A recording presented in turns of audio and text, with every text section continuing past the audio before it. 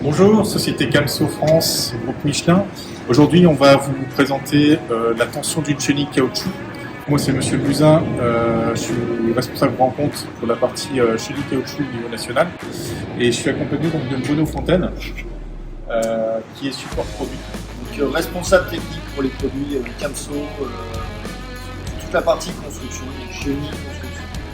Donc aujourd'hui, comme vous le disiez Olivier, donc, on va montrer la procédure pour procéder à la bonne tension d'une pelle. Donc aujourd'hui, on est sur une Kubota KX 61-3 et on va vous montrer l'utilisation d'un petit outil qui va permettre d'aider à régler correctement la tension de la chenille. Donc la première chose à effectuer, c'est de chercher le point de jonction de la chenille. Donc c'est le cible infini, c'est l'endroit où on vient refermer la chenille lors du process de fabrication. Alors ici en l'occurrence c'est un petit sigle, comme Bruno le dit, infini. Ça c'est l'endroit à peu près à 40 cm entre le centre de l'infini où la jonction est faite. C'est là où le poids de la chenille est le plus lourd.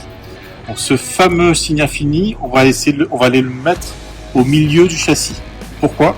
Parce que si on le laisse là, grosso modo quand on va faire la tension de l'autre côté, on va fausser la tension vu que le poids est le plus lourd. Donc là Bruno va démarrer la machine, on va faire tourner la chenille pour mettre le signe infini au milieu. On y va. Là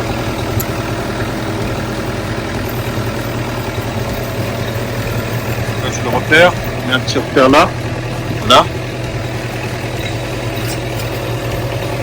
On va les mettre au milieu du châssis. Voilà. Notre repère est mis ici, d'accord. Là on va vite encore un peu. Voilà. Voilà, Bruno, tu peux couper la machine s'il te plaît. Voilà, parfait. Vous voyez ici, on a mis notre repère au milieu du châssis en haut. Et là, on s'aperçoit que sur la cale de tension, on a des normes à respecter. Donc ici, c'est une machine qui fait 2 tonnes 5 et plus. Donc elle est entre 2 tonnes 5 et 5 tonnes 5. Donc on va devoir prendre ici la mesure à ce niveau-là. Vous voyez ici, là c'est un galet externe. Donc ce galet ici, le roller qui est là, grosso modo, on devrait avoir cette distance-là entre les deux. On s'aperçoit ici que la chenille est très tendue. Donc là, en l'occurrence, on va devoir la détendre pour obtenir cette cote-là. Donc on va s'amuser à la détendre. Parce que les risques, la tension d'une chenille est très importante.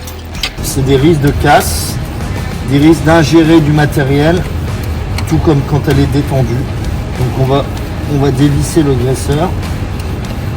Et ce que Bruno souligne, c'est effectivement si un caillou se met au milieu ici entre les dents et qui vient sur la rouffole ou sur le barbotin, il va y avoir une surtension qui va se créer à l'intérieur de la chenille, c'est-à-dire qu'il y a des câbles qui vont casser.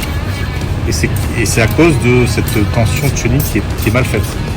Donc l'intérêt est vraiment de bien tendre correctement la chenille avec cette cale de tension qu'on a sortie ici cette année. Donc voilà, Bruno, ouais, c'est bon. Voilà. Donc ici, si on s'aperçoit, Bruno a détendu la chenille, là on s'aperçoit effectivement qu'il y a ça de trop. Donc là elle est trop détendue. Donc maintenant on va la retendre pour obtenir la bonne cote.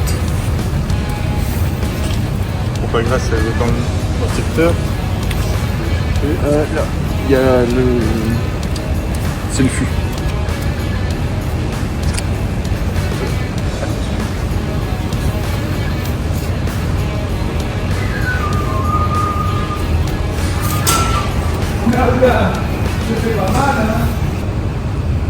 Voilà, donc là on a repositionné le graisseur et on va pouvoir procéder à l'injection de graisse dans le ressort pour réussir De la pompe à graisse. à être à 25 mm. Donc là on y va. Hop. Donc Bruno, tu me dis stop. C'est bon, vas-y. Tu peux regarder en gros plan, comme ça on verra bien.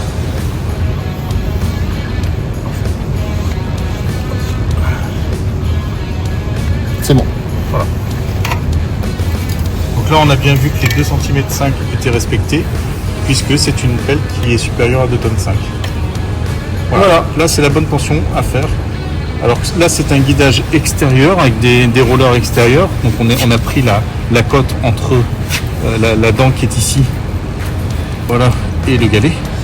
Par contre, lorsque l'on a un guidage qui est intérieur, c'est-à-dire qu'il ne roule uniquement sur les pièces métal, dans ce cas-ci, on vient positionner notre outil ici qui va nous aider à appliquer la tension correcte. Parce que le roller va passer sur d'autres machines, il va passer sur les dents qui sont ici. D'accord? Donc du coup, on prendra la tension entre la dent qui est là et le roller. Voilà. En Merci espérant, à tous. voilà. En espérant qu'on a au moins optimisé cette machine-là. Maintenant, il faut faire tout le reste des autres machines.